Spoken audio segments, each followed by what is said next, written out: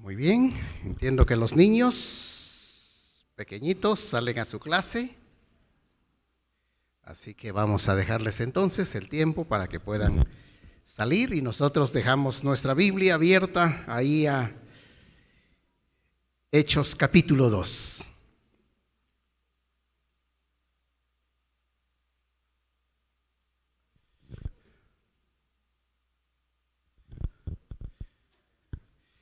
¿Cuál es su pasión? ¿Qué es lo que a usted más le apasiona en esta vida?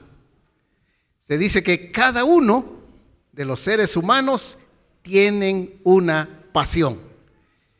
Y uno escucha de esas personas, ¿no? Hay algunos que son tan apasionados por la música.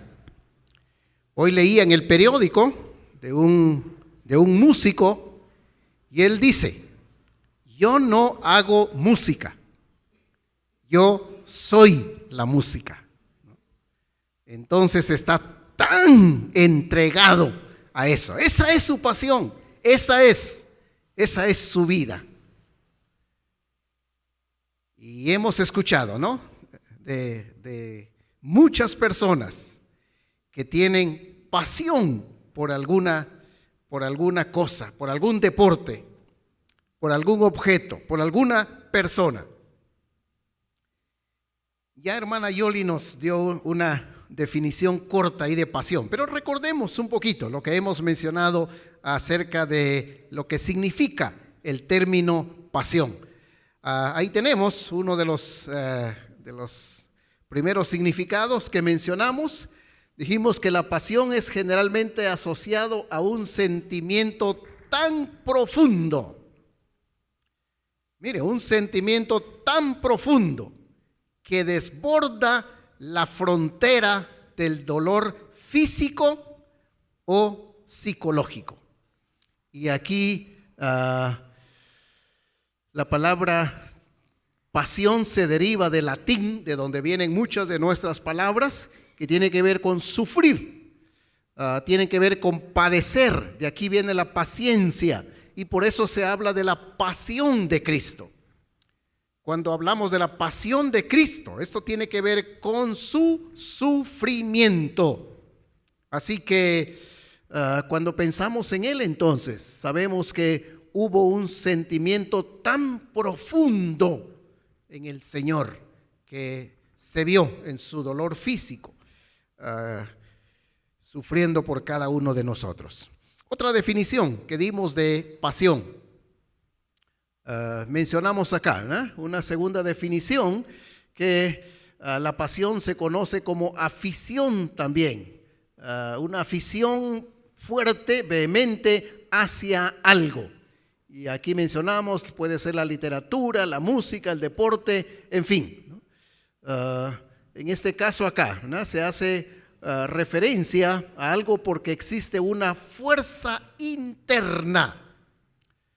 La pasión es esa fuerza interna que mueve al individuo a hacer eso que le gusta. Y luego mencionamos todavía otra definición, o dos más. En su aspecto negativo, decimos que pasión es sinónimo de lujuria, de deseo, de erotismo, de delirio, de arrebato, de entusiasmo. Y Pablo en ese sentido le dice a Timoteo: Timoteo, tienes que huir de las pasiones juveniles, ¿no? Así que este es el aspecto negativo de la pasión. Ahora, bueno, en último lugar mencionamos, ¿verdad?, que la pasión es esa inclinación muy fuerte de alguien hacia otra persona. Y de ahí que escuchamos, ¿verdad?, la expresión esta de te amo con pasión. Y cuando predicamos el primer sermón sobre esto, mencionamos, ¿verdad?, cómo nosotros podemos amar a Dios de esa manera. Ahora, el pasaje que hemos leído nos da un resumen de lo que es una iglesia. Y por supuesto, cuando hablamos de iglesia, nos referimos a cada uno de nosotros. El diccionario de la Real Academia dice que pasión es el estado o el sentimiento que domina a una persona de forma vehemente, llevándola a desear, pero también a actuar en favor de obtener algo o a alguien. Ahora, el Espíritu Santo, usando a Lucas en este pasaje de Hechos capítulo 2, como decía, nos menciona cómo es una iglesia apasionada. Y él menciona 5 cosas en este pasaje que leímos.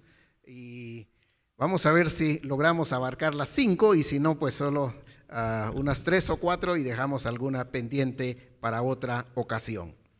Muy bien, viendo el pasaje, aquí se nos narra prácticamente el inicio de la iglesia cristiana, el inicio de la iglesia de Cristo.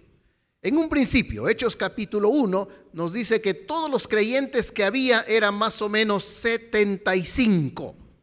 Esos eran los primeros creyentes. En Hechos 12 nos narra la venida del Espíritu Santo. Y con la venida del Espíritu Santo, ya de forma permanente en los creyentes, se establece entonces la iglesia de Cristo. Una vez que el Espíritu Santo vino, Pedro, este discípulo que había negado antes a Cristo, había negado conocerlo, había negado ser un seguidor de Cristo, ahora, lleno por el Espíritu Santo, da un sermón poderoso, un sermón basado en la palabra de Dios, porque Pedro echa mano de varios pasajes del Antiguo Testamento para decir que todo lo que ha sucedido en relación a la persona de Cristo estaba escrito por Dios. Y entonces el sermón fue tan poderoso y tan convincente que la gente comienza a preguntar: ¿qué debemos hacer para ser salvos? Y entonces Pedro les dice, bueno, tienen que arrepentirse de sus pecados. Y Hechos 2:41 que ya leímos dice, así que los que recibieron su palabra, y vea bien eso, los que aquel día, el día de Pentecostés, recibieron la palabra que Pedro les predicó, dice, fueron bautizados y se añadieron aquel día como 3,000 personas. Así que la iglesia comienza de esa manera. 3,000 personas como resultado de la predicación presentada por el apóstol Pedro. Ahora, ¿qué pasó después? Algunos dicen que en las campañas evangelísticas muchas personas a veces levantan la mano por emoción. Pero aquí Pedro les había hablado en base a la palabra de Dios. Y la gente está respondiendo, dice, a esa palabra que Pedro les ha predicado. Han recibido a Cristo en su corazón.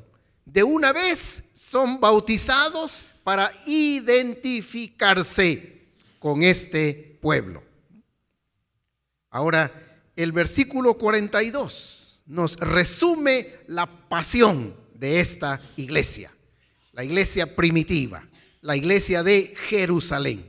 Y mire, como dije, el pasaje nos menciona 5 cosas que esta iglesia demostró para dar evidencia de esa pasión por Dios.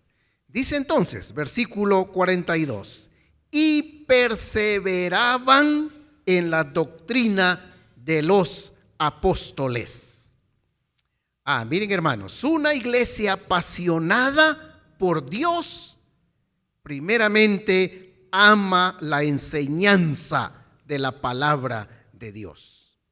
Una iglesia apasionada por Dios busca ser instruida por la palabra de Dios.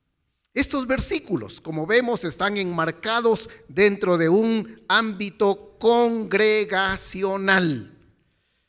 Dice que todas estas personas que acaban de recibir a Cristo en su corazón, que acaban de bautizarse, perseveraban en la enseñanza que los apóstoles estaban dando.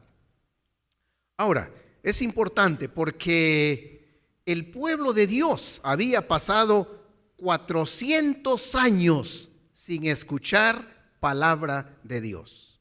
Desde el último profeta del Antiguo Testamento hasta que viene Juan el Bautista, hasta que viene Cristo, de nuevo la palabra de Dios se presenta al pueblo. Y luego ahora, Cristo ha muerto, ha resucitado, se ha ido. Y entonces, quienes tienen todo el contenido del mensaje del Evangelio son los apóstoles. Ellos son las Biblias que existían en ese entonces. Y esta gente deseosa de conocer más del mensaje de Cristo, dice, están allí juntos, perseveraban, permanecían, se dedicaban, dice otra versión, a escuchar la enseñanza de los apóstoles. Y la iglesia se mantuvo así por varios años. Después se perdió el interés otra vez en la palabra de Dios.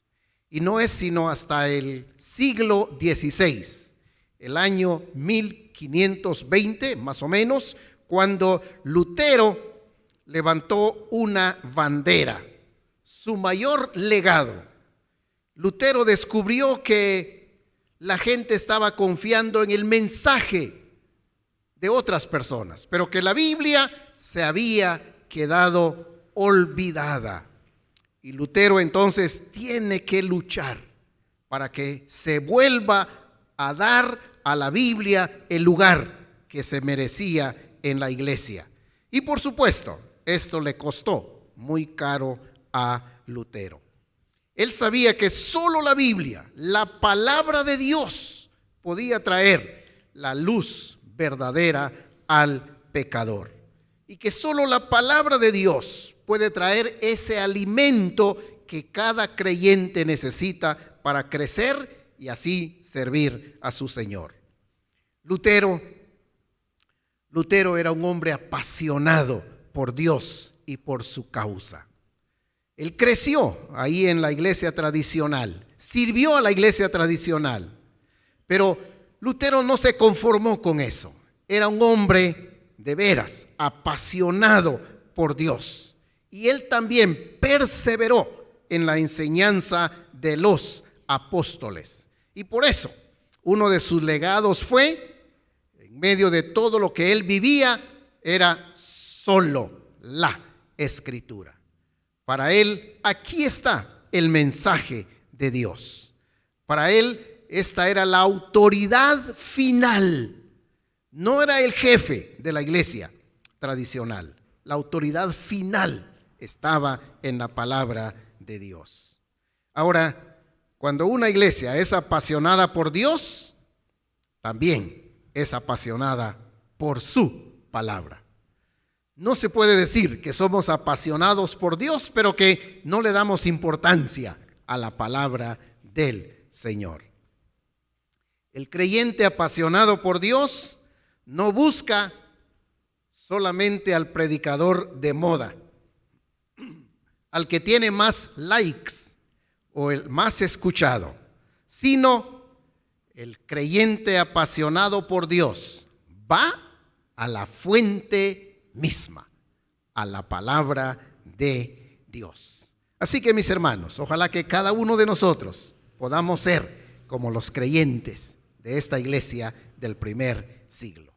Pero hay una segunda característica de la iglesia apasionada por Dios. Además de amar la palabra, también es una es una comunidad que persevera en la comunión. Dice el versículo acá, que estos creyentes perseveraban en la comunión unos con otros. Cuando la iglesia vive con pasión en la palabra, esto se va a ver en su vida práctica.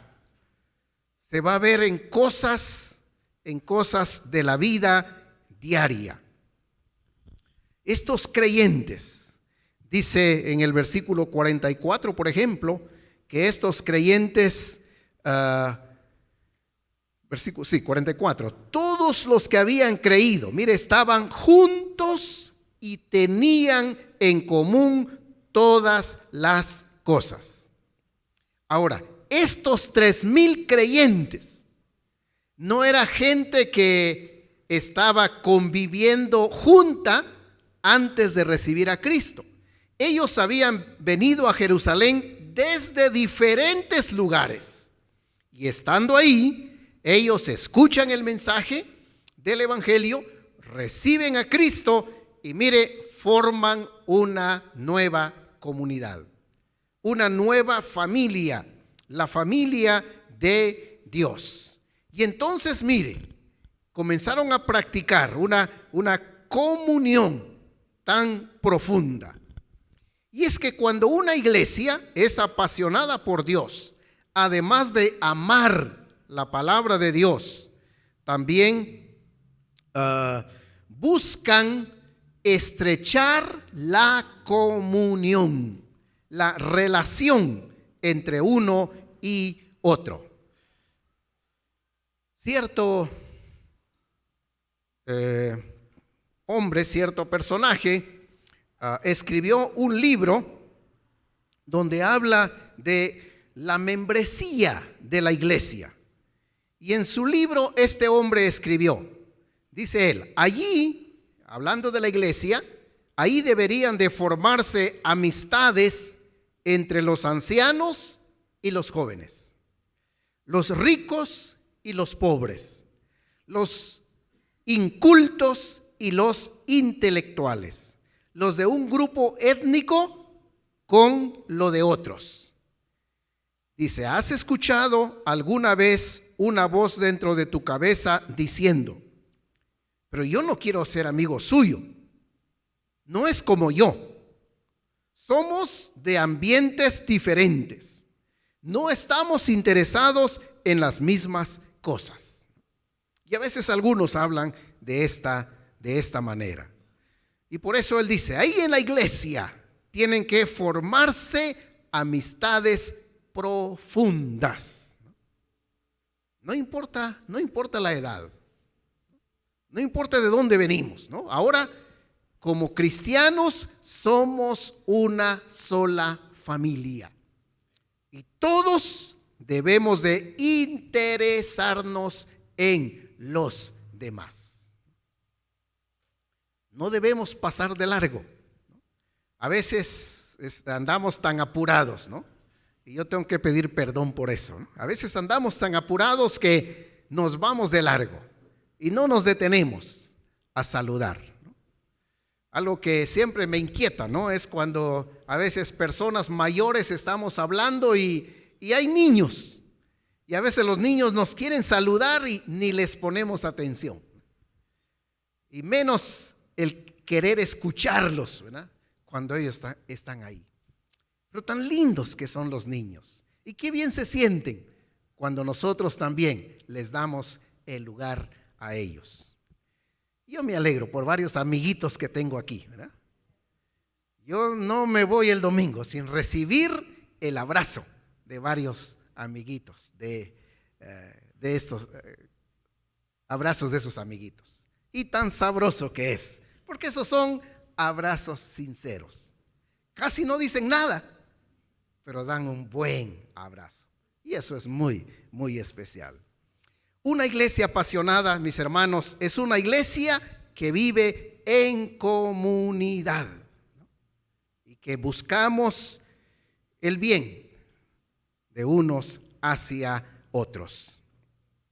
Dice también también acá en el versículo 45. Mire, algo más que estos hermanos hacían. No solo era el hecho de estar juntos, pero dice el 45 que vendían sus propiedades y sus bienes y los repartían a todos según la necesidad de cada uno.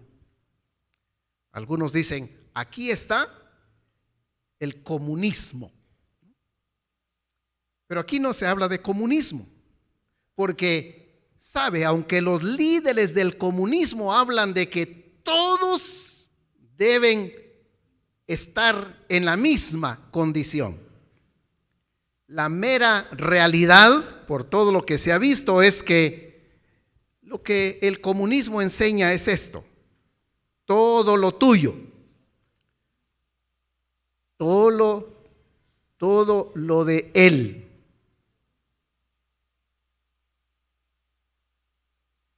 Vamos a ver, solo perdónenme un ratito, creo que se me cambió el orden de mis hojitas, pero ya voy. Así.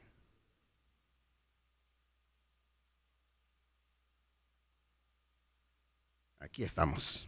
El comunismo dice, todo lo tuyo, todo lo de él y todo lo de ellos es mío. Al final de cuentas así es. Aunque ellos hablan de que todos deben tener partes iguales. Pero hemos escuchado de las grandes fortunas de estos líderes que se llaman comunistas tienen, ¿no?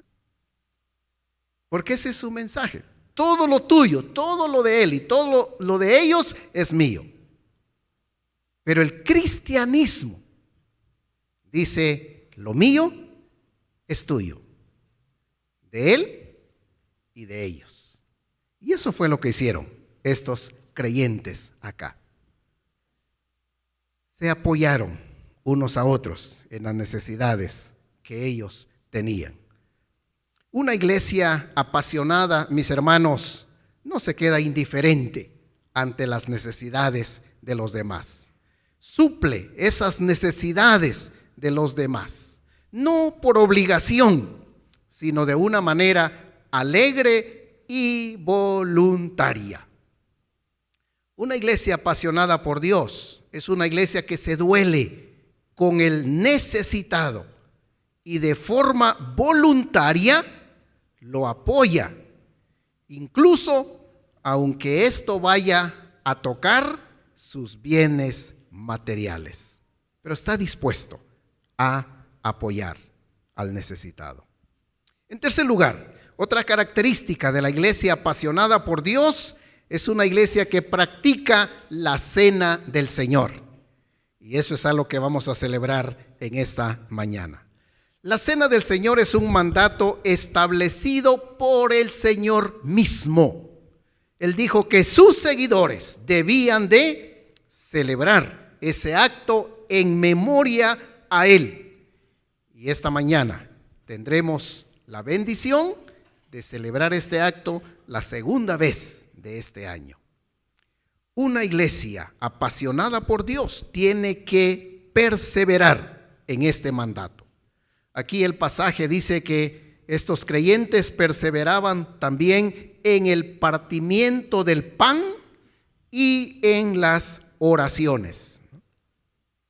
Así que necesitamos también participar de este acto, porque fue algo que el Señor dejó para recordar de una manera objetiva su sacrificio a favor de cada uno de nosotros. La importancia de obedecer este mandato, enseñado por los apóstoles, era algo que debía de hacerse con perseverancia, y es algo que debemos los hijos de Dios anhelar siempre. Así que, hermanos, en esta mañana decía, vamos a tener esta bendición, vamos a tener este privilegio. El pasaje nos sigue mencionando parte de lo que esta iglesia seguía haciendo. Una iglesia apasionada por Dios es una iglesia que persevera en la oración. Un comentarista muy famoso llamado Matthew Henry dijo: muchas veces antes de actuar, Dios pone a su pueblo a orar. Muchas veces antes de actuar, Dios pone a su pueblo a orar. La oración, hermanos y hermanas, es una marca clara y tangible de una iglesia apasionada por su Dios. Gracias damos al Señor por el ministerio que tenemos de oración en la iglesia. Qué alegre fue ver a un buen grupo de hermanos. Y algunos me han dicho, como iglesia este año como familia, este año nos hemos propuesto asistir a las reuniones de oración. Qué buenos deseos, qué buenos propósitos. Yo sé que oramos en nuestras casas, pero qué bueno es orar juntos como iglesia. Hubo algo que me tocó mucho el corazón. Alguien dijo que una iglesia con reuniones de oración prácticamente vacías es una iglesia orgullosa y soberbia. Mire, una iglesia que no ora es una iglesia orgullosa y soberbia. ¿Por qué razón? Porque como que estamos diciendo, yo no necesito orar, ¿no? Yo tengo las fuerzas suficientes, yo tengo las capacidades suficientes y no necesito que Dios me ayude. Y por eso es que se dijo esto. Una iglesia que no ora es una iglesia orgullosa y soberbia. Así que necesitamos buscar mucho más al Señor. Por otro lado, también alguien dijo que cuando no oramos, estamos despreciando el sacrificio de Cristo. De ahí mire entonces cuán importante es esto. Y por eso fue tan bonita la semana de oración. Ver a la mayoría aquí fue muy especial, porque eso manifiesta nuestra dependencia de Dios, nuestra confianza en Dios. No vamos a hacer las cosas basados solo en nuestras ideas, en nuestras estrategias, con nuestros recursos. Queremos que sea Dios actuando a través de nosotros. El hermano Pablo Cibulca, hermano del hermano Esteban, que por muchos años fue el rector en el seminario, él siempre me dice, mire, tenemos que orar. Tenemos que orar. Porque dice, esta obra es obra de Dios y no podemos hacerla nosotros solos. Tenemos que orar.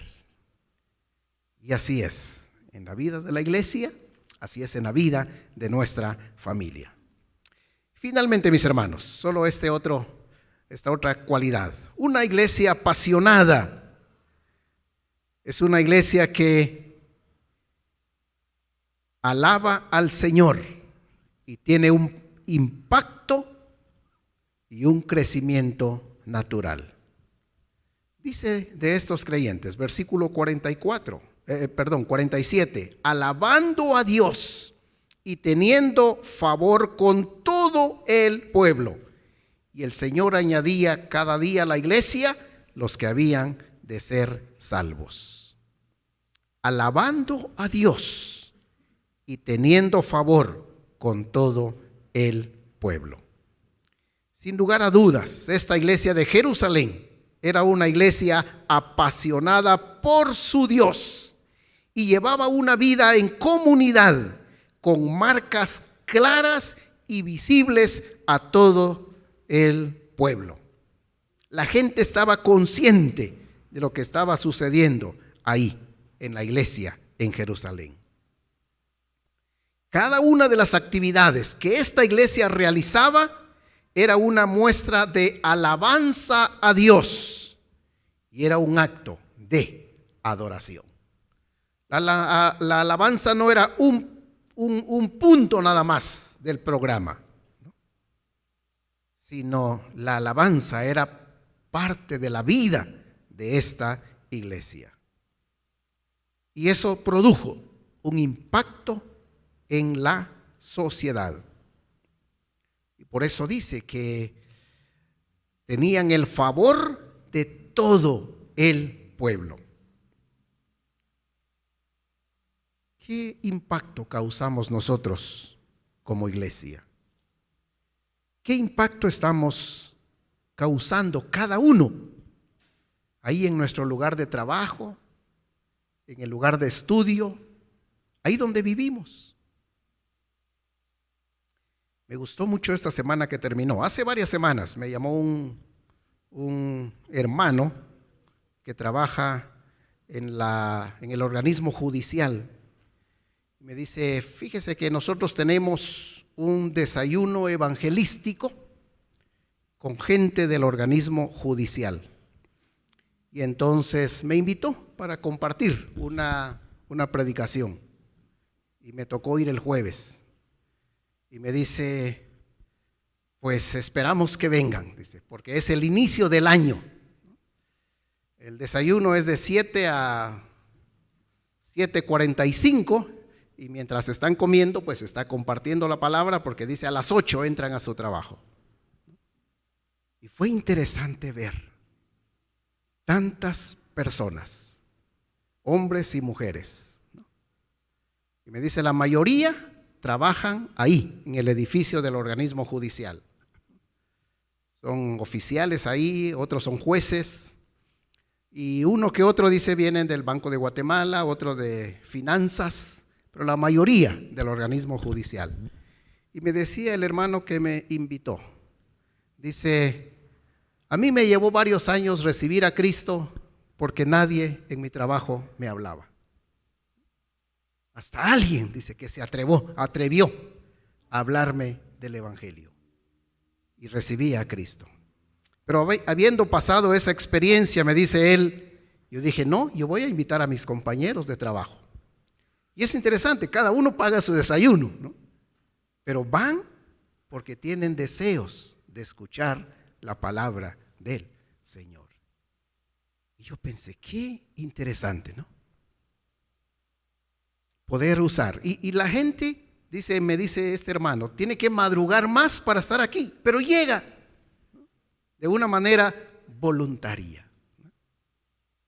Yo sé que varios hermanos aquí en su trabajo hacen eso.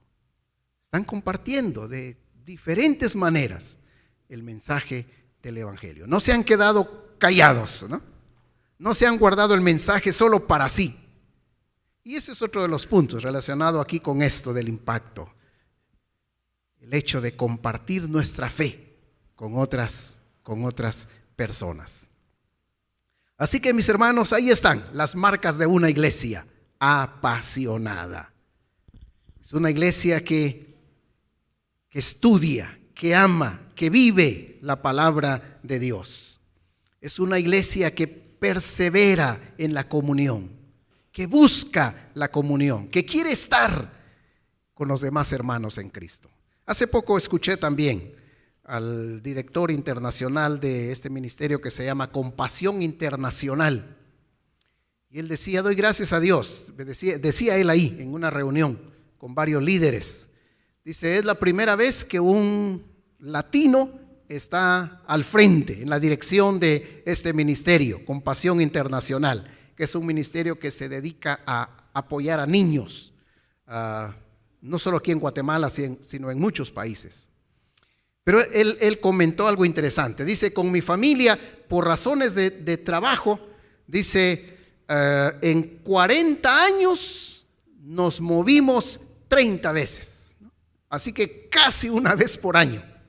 Pero dice él, algo que yo aprendí de mis padres es que a cada lugar que iban, lo primero que hacían era buscar una iglesia. A cada lugar al que fuimos, lo primero que hacían era buscar una iglesia para congregarnos. Y dice, para mí tiene tanta importancia la comunión cristiana. Y dice, conocimos a tantos hermanos de todos los lugares a donde íbamos. Y dice, pues aquí el Señor nos tiene todavía sirviendo en su obra. Tan importante, ¿no? La comunión, el compañerismo. Bueno, ya mencionamos, ¿verdad?, la importancia de la oración, la importancia de poder servir como medio para que otros puedan conocer a Cristo también. Hermanos, cada uno de nosotros somos parte de la iglesia y cada uno tenemos la responsabilidad de hacer de la iglesia una iglesia apasionada por Dios. Una iglesia donde Dios ocupa el primer lugar. Y gracias a Dios, gracias al Señor por cada uno de ustedes, mis hermanos, que han demostrado hacer eso. Que su pasión de veras es Dios. Que no desea más que agradar a Dios, que servir a Dios. Y en las siguientes semanas vamos a hablar despacio ya de cada una de estas cosas que hoy hemos mencionado. Hechos 2 resume, como decía, todo lo que tiene que ser la vida de una iglesia apasionada. Pero hablaremos más despacio de cada uno. Cada domingo vamos a tomar una de estas cosas para hablar mucho más despacio de cada una de ellas. Así que el Señor nos ayude a cada uno de nosotros a hacer nuestra parte para hacer de la iglesia esa iglesia que Dios quiere. Una iglesia apasionada por Dios. Oremos. Gracias, Señor, porque al hacernos tus hijos, nos hiciste también miembros de tu iglesia. Gracias por el ejemplo de esta iglesia de Hechos. Y Señor, tu misma palabra dice que tú nos has dejado todo esto en tu palabra para nuestro ejemplo, para nuestra motivación. Señor, ayúdanos a considerar el ejemplo de esta iglesia y que podamos tratar de imitarla, Señor, para hacer esa iglesia que te agrade, esa iglesia que te honre, esa iglesia que tú quieres que seamos. Señor, yo te doy gracias por cada uno de mis hermanos que conformamos esta iglesia, por cada uno de los que estamos acá. Gracias, Señor, por cada uno. Hemos visto hermanos, jóvenes, niños apasionados por ti. Y queremos, Señor, que sigas manteniendo esa pasión en cada uno y que esta pasión siga creciendo para que podamos ser, Señor, esta iglesia que agrade tu corazón.